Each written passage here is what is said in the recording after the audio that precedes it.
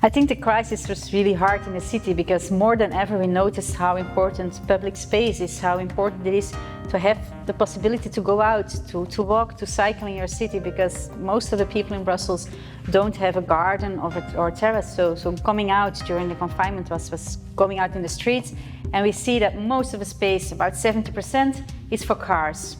Car parking or lanes for the cars to drive in, and only 30% remains for people. So it showed even more than ever that we really need to change this balance and create a city that is there for people, for children to play, for people to come out.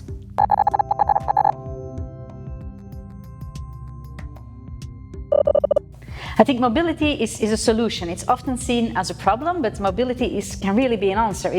Mobility is not just the problem of transporting people or traffic jams or air pollution. No, mobility is an answer. If we change the way we organize our mobility, if we create more bicycle lanes, more place for pedestrians, we will create a more welcoming city, a more warm city where it is safe to be, where there's less sound, where it's nice to walk around. So mobility can be a game changer for cities, and there's a lot of people living in cities who are really demanding this change for the moment.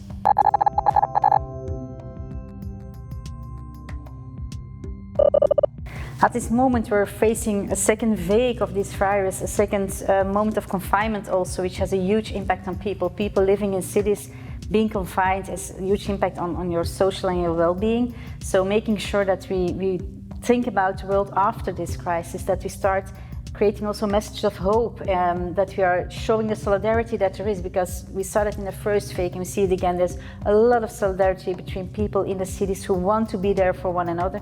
So showing this will be very important, but also reimagining the city after Corona, reimagining the world after Corona is really important.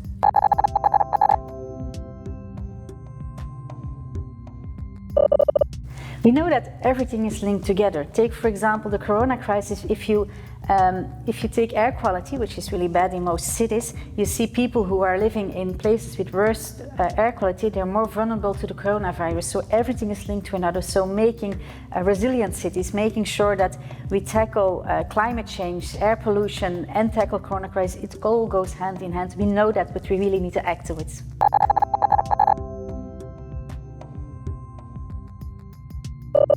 We really need the European Union to help us, because we see that in the cities there's a willingness to change, but we really need the European Union to help us, to give us programs, to give us also some funding to make those programs work, because we know that the force that's within the cities is there to make the change, but we need the European Union to help us make this change happening.